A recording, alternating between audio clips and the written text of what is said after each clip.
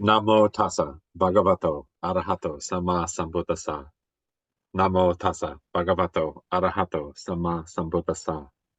Namo tassa bhagavato arahato sama sambuddhassa.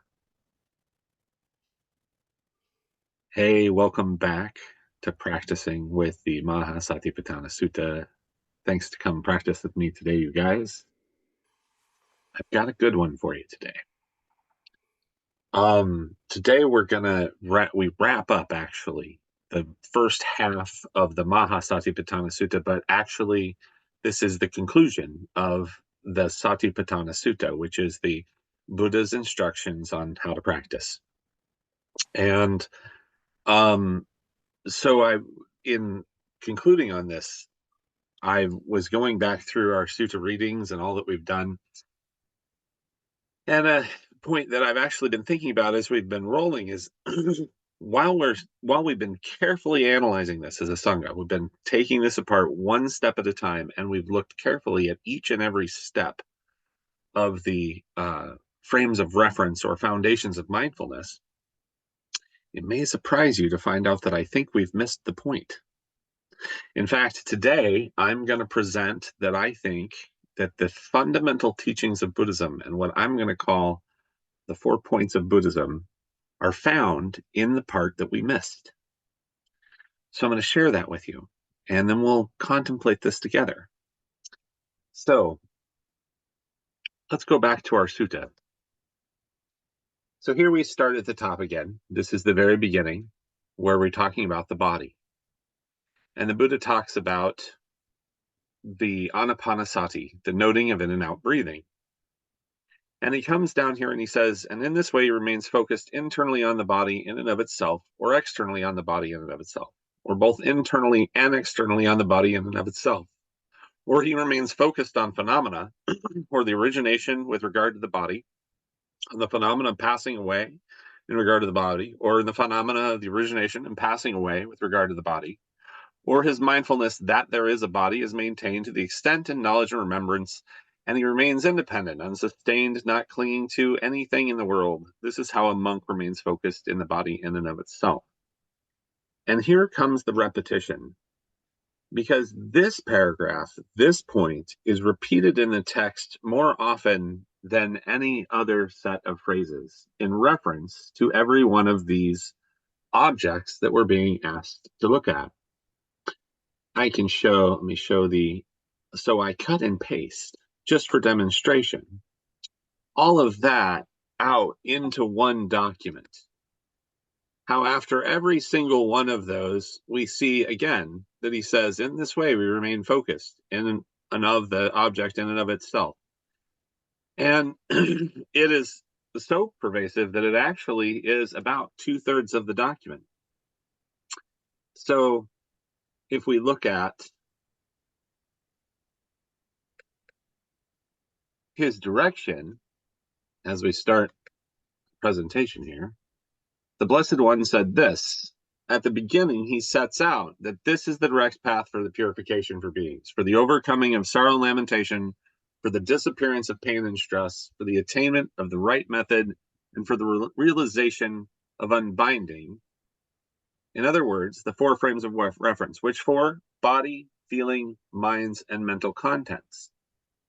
But in each and every one of those instances, he says something very specific about that object. So here is the sutta laid out with the highlights that I showed you. And you can see that it makes up about 2/3 of the document, actually, of the Satipatthana Sutta. This phrase. And in this case, what I've done is I've replaced the object. So body, mind, feeling. I've replaced that with a square to represent the 4 foundations. So this is what he says again and again and again. In this way, he remains focused internally on the object in and of itself, or externally on the object in and of itself, or both internally and externally on the object in and of itself. Or he remains focused on the phenomenon in origination with regard to the object, on the phenomenon passing away with regard to the object, on the phenomenon, the origination and passing away with the object, or his mindfulness that there is an object, is maintained to the extent in knowledge and remembrance, and he remains independent, unsustained, not clinging to anything in the world. This is how a monk remains focused on the object in and of itself. Now, clearly, this is his point, and it's confusing. I postulate that all of these frames of references that we've used, we've looked at our body, we've looked at our feelings, we've looked at our mind, we've looked at the states our mind can have, but he's making a very specific point about how this goes. And keep in mind, we're reading this, so I think it's breaking the translation. I think there's a mistake in understanding the translation that happens because it wasn't originally a reading practice. This was something that was chanted. In fact, these words find their way into the morning and evening chantings for monks. They're the most important thing that they chant all the time so that they can have remembrance of these things. And so, without further ado, I want to break these down and look at what I call the 4 points of Buddhism. So, looking at body, feelings, mind, and mental contents. And those are all the things. We looked at the changes your body makes. We looked at the way that your feelings are pleasurable, non-pleasurable, or neutral. We looked at how the states of mind arise. They can be defiled or fettered. We looked at the states of our senses in the mental contents. We looked at states of enlightenment. And with all of those things, even in the factors of enlightenment, even in the defilements, these things are true. Thus he dwells observing in the object internally, or he dwells observing in the object externally, or he dwells observing in the object both internally and externally. Point number 1, you can and must observe directly. So he says, look directly at the object. Look at the body in the body, internally. That's our experience of our body as we experience it. Or he dwells experience the body in the body externally. That's seeing that your body is connected to the environment, that you're not separate from we looked at the elements, that you are part of those elements. Or he dwells observing the body in the body, both internally and externally. So you're seeing that they are connected, that it is a non-dual thing, that your body is part of the environment and something you experience internally. The same is true for feelings. We observe feelings in feelings internally. We can observe feelings in feelings externally. So we can see how we find things pleasurable or non-pleasurable. We can see how we have a physical experience of feelings.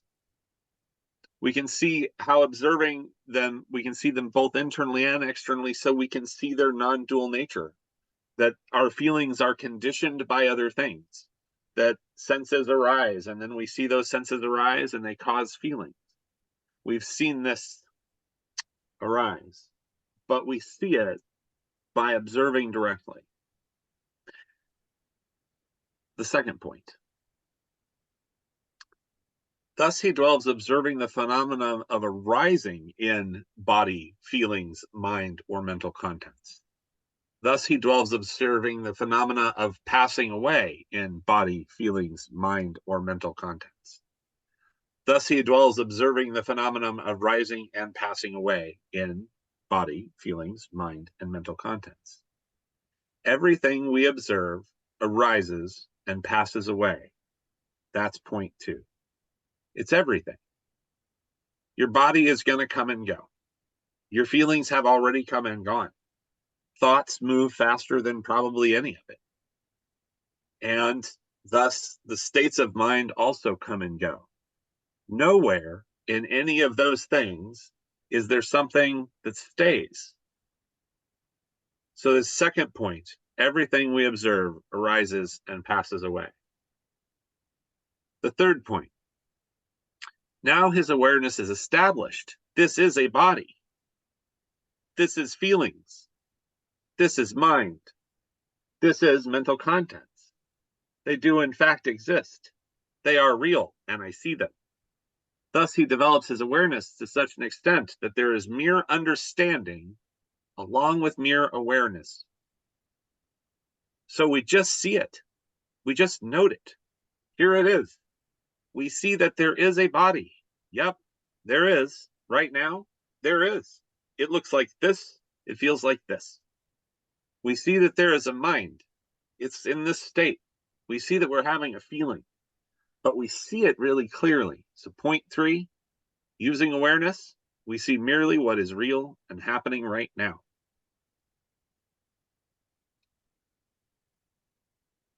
The last one. In this way, he dwells detached, without clinging towards anything in the world of mind and matter.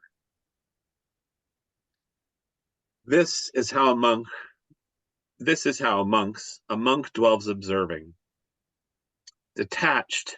And one of my favorite translations of this is unsustained by anything in the world. That's the one in the translation that we're using. Unsustained. By recognizing the impermanent and unstable nature of all phenomena, attachment becomes unnecessary. That, I think, is the 4th point. Now, these things I'm postulating, these 4 points, I've never seen taught this way before. But it's what I'm seeing as I knew that there was a section that we were overlooking. I knew that we were glancing past this every single time. We'd look at one of the 4 foundations. Every single time we glanced past this point. This is the big point, and this is the thing he has you chant, and this is the thing that monks use to remember, are these 4 points. And when you think about it in these terms, by recognizing the impermanent and unstable nature of things, it's all moving, it's all changing. Right now it's like this, but in a moment it's going to look different. Why be attached? Why cling or be averse to what's happening right now? This is what I think the Buddha wants us to see as we move into studying the Four Noble Truths. It's my hope today, by first putting forth these 4 ideas and then opening up some deep discussion in a minute, that we set ourselves up to deeply penetrate the Four Noble Truths when we begin studying them next week. So, to that, I want to cite this quote from another sutta. This is significant and important to our discussion, because I believe we have to inquire on this together. That I am not teaching anything, even if I've labeled these things 4 different points of Buddhism, that there's nothing here that Pete is doing in and of himself. And to that end, we have to look together. And I'm quoting the Kalama Sutta. Do not believe any of this just because you've heard it. Do not believe in the traditions simply because they've been handed down for many generations. Just because monks chant this doesn't make it true. Do not believe in anything because it's spoken and rumored by many. Do not believe in anything simply because it's found written in your religious books. Do not believe in anything merely on the authority of your teachers and elders, but after observation and analysis, when you find anything agrees upon reason and is conducive to the good and benefit of one and all, then accept it and live up to it. So, with that, I put forth what I think we've missed in this discussion. We look at all the parts, but without examining the overall discussion. It's like the Buddha's thesis or essay. He writes an essay and he says, here's my thesis at the top, right? We all did this in high school. And then you got to make your points. But as his points, he points right to the things you're actually experiencing.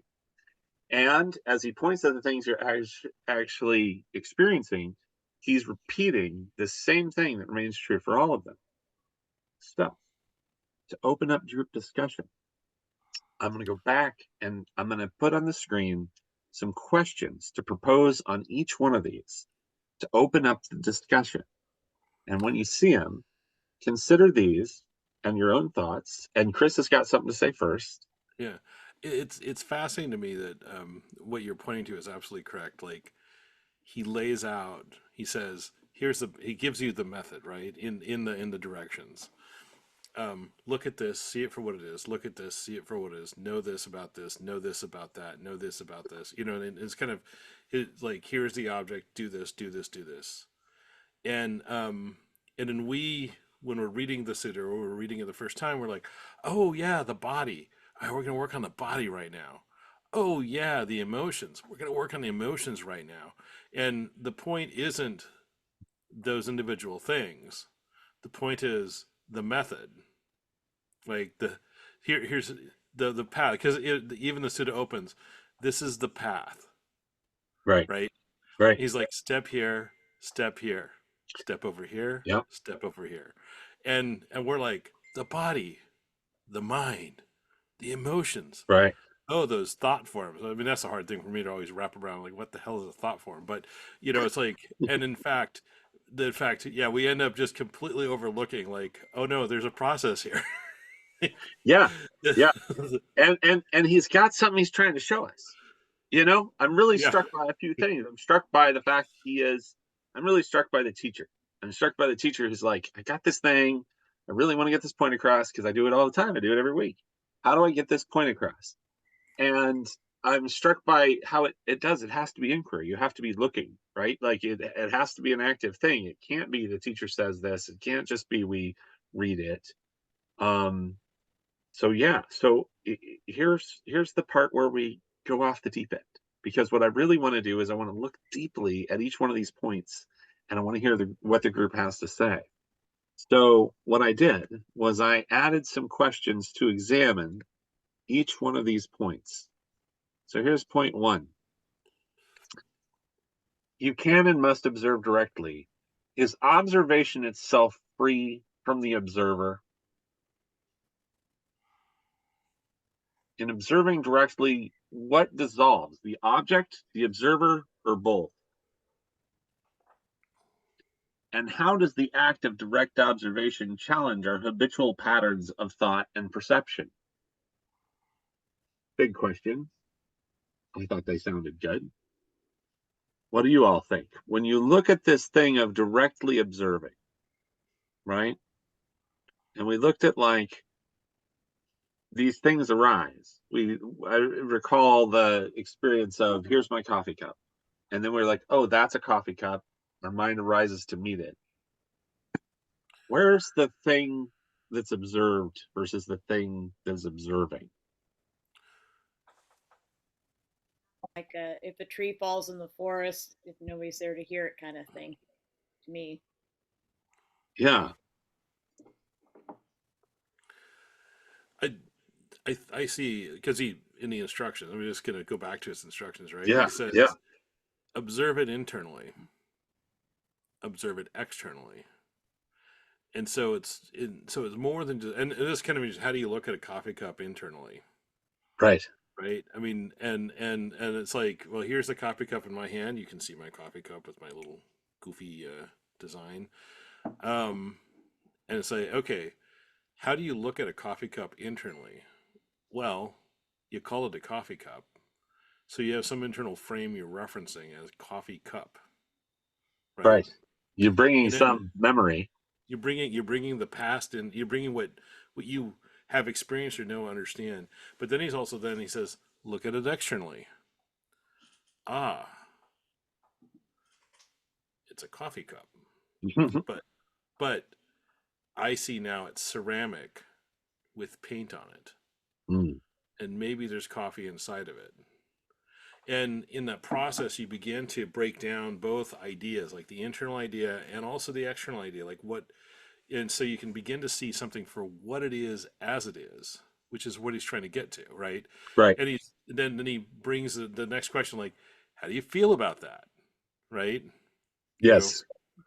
is this a good thing? Is it a bad thing? And it's like, even when you say something like, is a good thing or a bad thing a bad thing? How do you know that that's a good thing or a bad thing? Like, where did that come from? And I don't mean to get into like these like hardcore, like just Yeah. drill No. into It's this rabbit hole. this is the practice. This is the But point. it's like what are we saying that it's a good thing? What are we saying? What are we saying that's a pleasant thing? What does that mean? What are we saying that's an unpleasant thing? Does it cause me discomfort? Why am I discomforted by Right. this? In each of those things, as you pull it away, I do think that what happens is the observer begins to unravel, Right. right? Because Yeah. you, the observer, like me, Chris, or you, Pete, or Linda, or Vicky, or Victor, or Wayne, the observer, has their own ideas of what coffee cup means.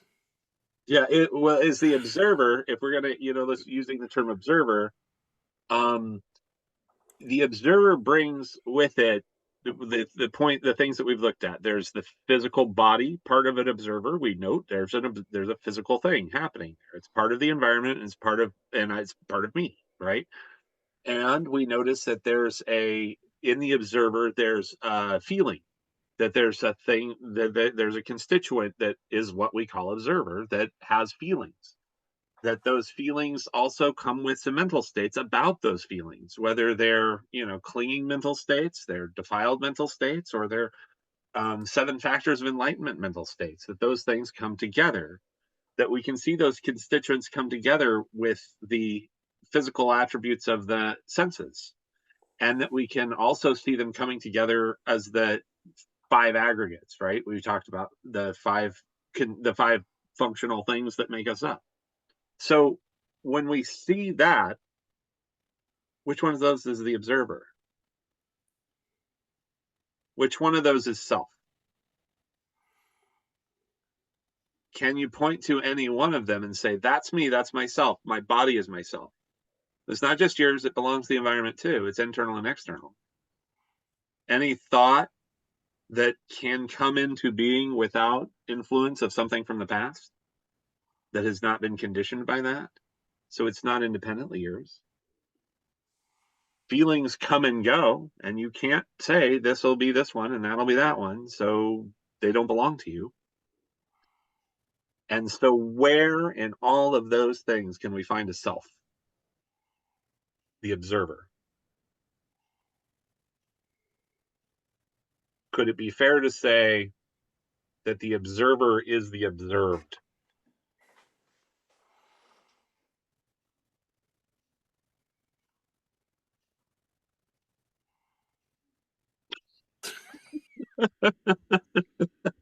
Anybody got thoughts?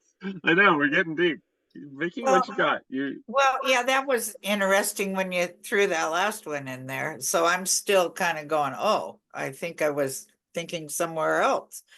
But the observer or me, I think, just becomes a part of the whole. That is what it just becomes a part of Yeah.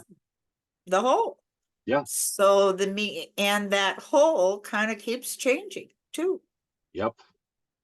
So yeah, the observer goes away, Yeah. I suppose, or the thoughts of, or an identity of, or of self. Yeah. There you go. Then when you ask the other question, say that again. That's where where I went, oops, Which one? Which one? am I looking at this differently? Well, I was looking at all these things that make us up, right? These four foundations, and there's lots of elements, and we've really pretty hammered it out. That's his point here, is that when we get to that, I mean, really, this is the question. I go on. I've got other questions here on my nice little slides, but is any of it permanent? Is any of it permanent? Is any of it something that you can point to and say, yes, that's where the magic all lies and everything else circles around it? Or can you really only say it's a shifting, changing set of circumstances that I'm observing, that the observing is happening, you know? And so let me go back to my share and let's look at the other points. So the second point, everything we observe arises and passes away. So what remains when one sees the impermanent nature of all phenomena? So this is exactly what you were just talking about, Vicky. It's like once you see it's impermanent, you kind of have to acknowledge it's part of a whole. It's not separate. And in recognizing the impermanence, how does your relationship of attachment and aversion change? That's a good question. So things are changing, and we're seeing that that's made up of these constantly shifting parts. So where do we attach? What is the thing to preserve and keep and chase and hide? And what is the thing to push away from?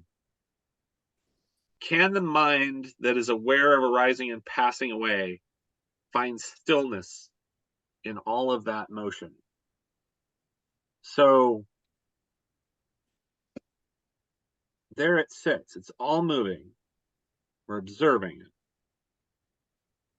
It's a constant shifting, changing thing. And when you start seeing that it's like if you're standing staring at cars on the freeway, what's your favorite car?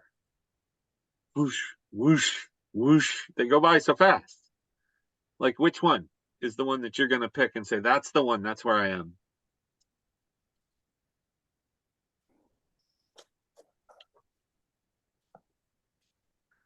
Well, it's pretty tough to do that, and I think that we seek stability and we try to get, our ego kind of takes over and tries to focus on something.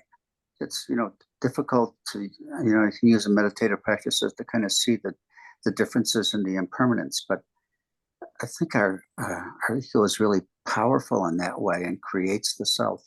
I was thinking of the old story of, there's a guy driving on the highway and the radio says, hey, be very, very cautious. There's a person driving the wrong way on the highway. And the guy goes, big deal. I see hundreds of people driving the wrong way.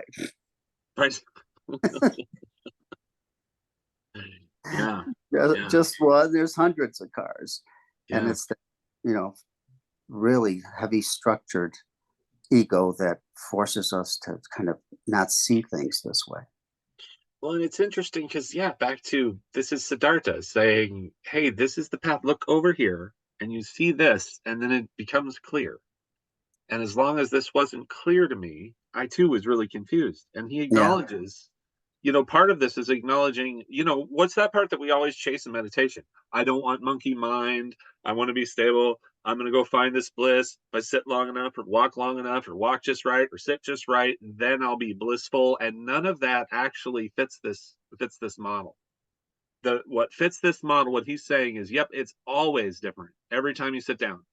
And it's made up of these things. And if you look real clear, you'll see that it's made up of these things. And what is the point in holding on to them? It stops making any sense.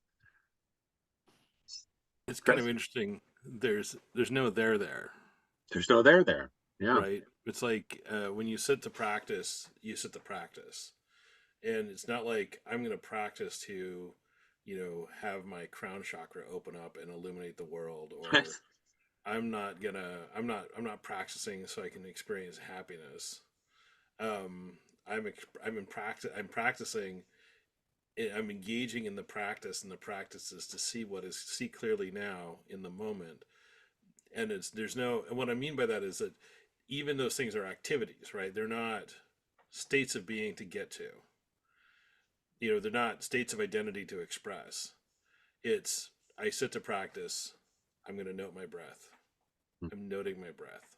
Yeah. I'm going to see my state of mind. I'm going to say, is this a pleasant or unpleasant experience? Or what comes up in the mind is like, I see the thing has come up in the mind. It's not about, I'm going to open my third eye and incinerate the illusionary world around me, right? Right? Nothing like that. It is literally, we're going to sit and practice, and we're going to do the practice, and we're going to be engaged in the practice. It's not, I'm going to become enlightened, right? Right. That's something that's, you don't ever, I actually would argue that perhaps the Buddha at some point said, I think I'm enlightened. I'm pretty sure at this point it's probably that way, but I doubt it. I think he's just saying, I see clearly what's going on in the moment because I'm practicing seeing clearly in the moment. Practice. Yes. And back to Nibbana is already here. What are we clouding it with? Like, it's not a state to get to. So what is the thing? Why is the water not clear? So, point 3, using awareness, we see merely what is real and happening now. Is what's real altered by our awareness of it? In the space of pure observation, what is the nature of I or me? We've talked about some of this already, and the self starts to fall apart. How does the present moment awareness illuminate the illusion of permanence? So these questions meant to be right along the same line of what we've been talking about, but we're kind of same thing we're seeing. Illusion of impermanence illuminates those things. But specifically, this is pointing to this part of, which I kind of find interesting, actually. Like, as I was going through and like listing these points out in the order that they come about in this, in the text, is that, and then he gets this point where he says, and bare awareness, we see them merely as they are, right? You see the fact that these constituents exist, you see the fact that they're impermanent, then you see that they just are, and you're just present to them. Nibbana is present now. So being aware of these things as they are, that has to suggest that that is a direction towards Nibbana. My last little set of questions here. By recognizing the impermanent and unstable nature of all phenomena, attachment becomes unnecessary. Well, isn't this the big one? Can understanding impermanence be the key to freedom from suffering? I'm putting this out there as a real question to consider. Is it possible, after all this discussion, that understanding that piece of impermanence is the key to breaking free? Does this realization of instability impact your grip on your desires, on the things that have control over you, your fears? And then the last one, what would liberation look like? Particularly seeing that it exists in a sea of constant change.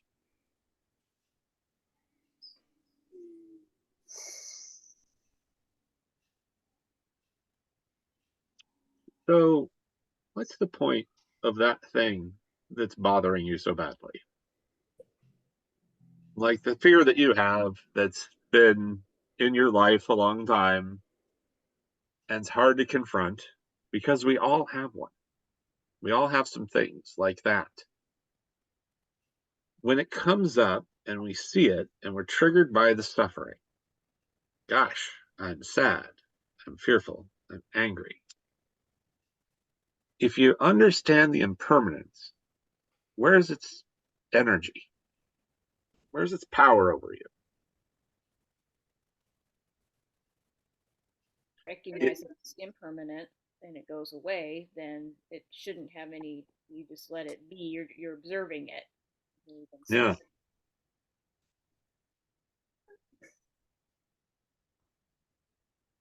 I think that that is possible for some of those deep concerns.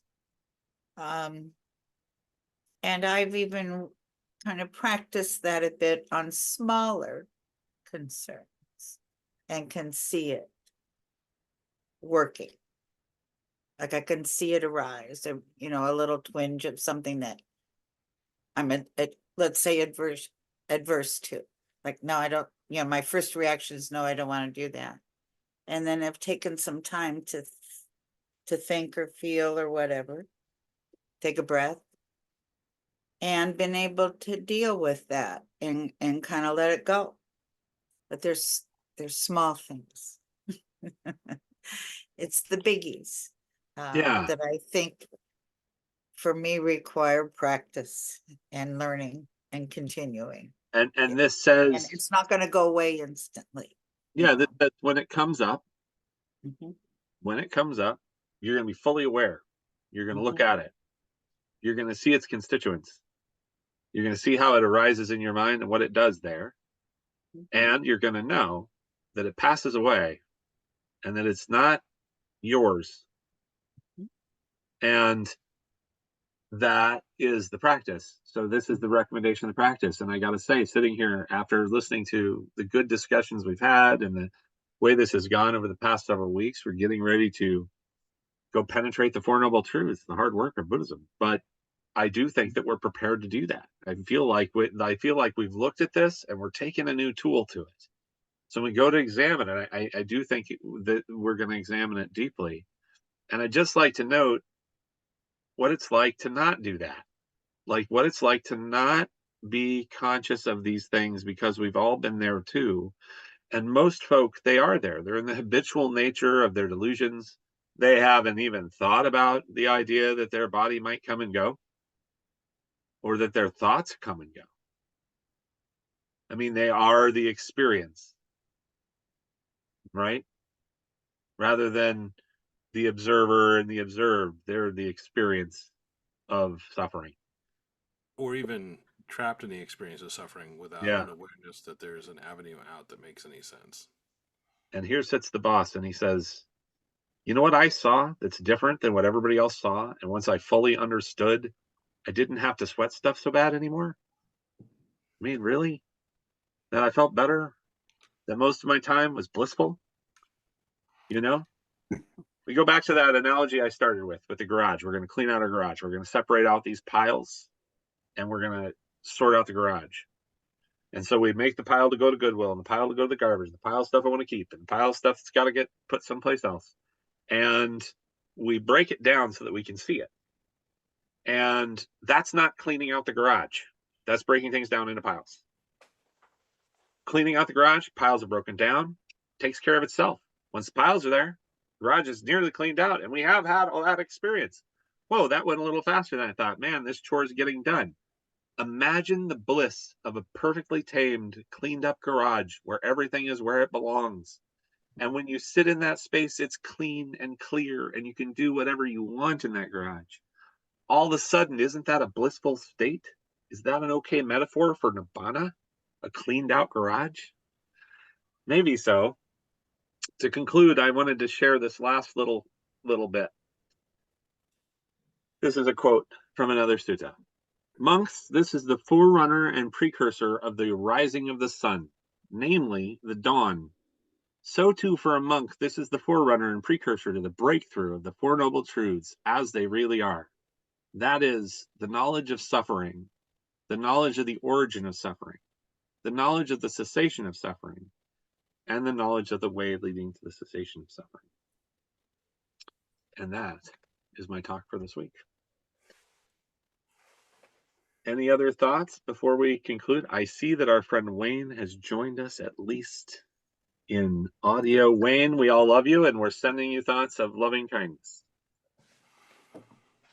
And anything else? Anybody else got anything they'd like to add or to conclude before we call it a day today? No, but I do have a garage to clean out, so. Yes. Yes. Well, and here's hoping your garage. Literally. That is our project for today. Yeah. Hey, Wayne, it's so good to see you, sir. Good to see you as well. Yeah. And I joined you late because I still haven't adjusted my clock. Good. It's okay. That's all right. I know That's all that. It's all relative anyways. I know it's okay. It'll arise. It'll Just the only thing that I will add to this is that if it's an addition, I don't even know, is that this is a gradual practice. This doesn't happen. I know a lot of us, I knew I did. I can speak for myself. I can't speak for you. But I somehow expected that when I first began this practice, that somehow there was just going to be, this great enlightenment was going to happen. It was going to be all this bliss and blah, yada, yada, yada. And none of that ever happened.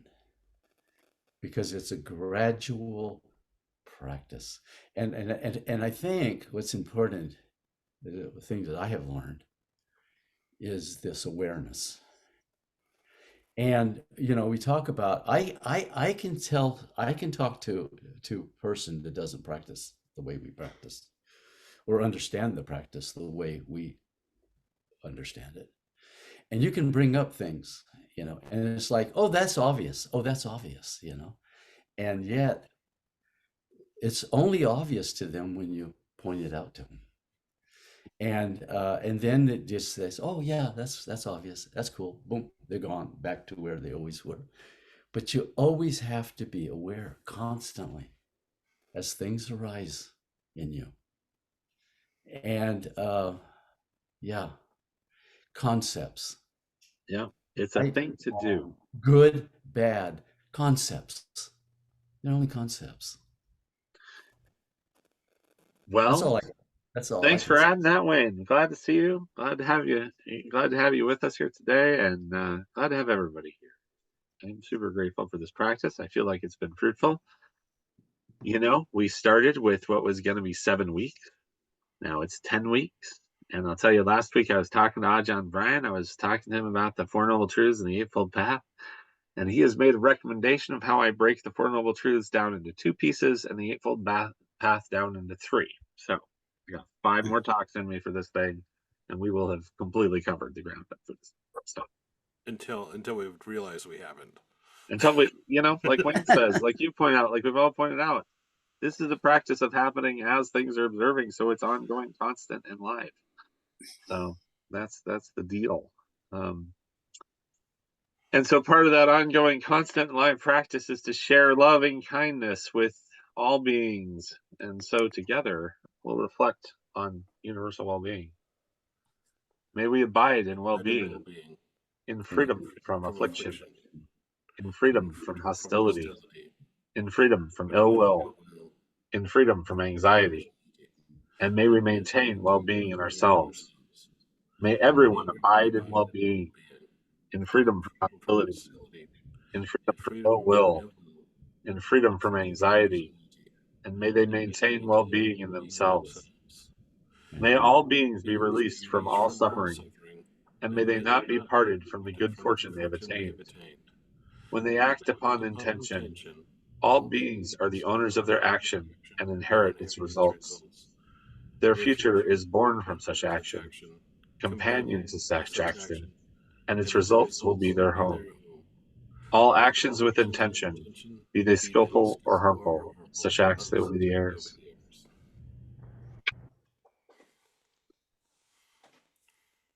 And we will conclude with the salutation to the Triple Gem. Araham Sama Sambuddho Bhagava Buddham Bhagavantam Abhivademi. Sawakato Bhagavata Dhammo Dhammam Namasami. Supatipanno Bhagavato Sawaka Sangho Sangham Namami.